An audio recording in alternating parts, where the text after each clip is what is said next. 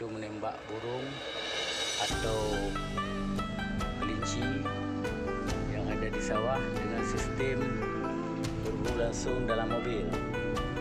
Dan ternyata sistem ini sangat hebat. Banyak burung yang telah kena. Nah, ini contohnya.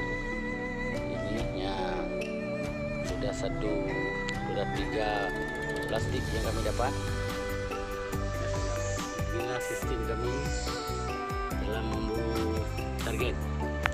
Kalau ada rusa, juga kami tembak untuk dimakan.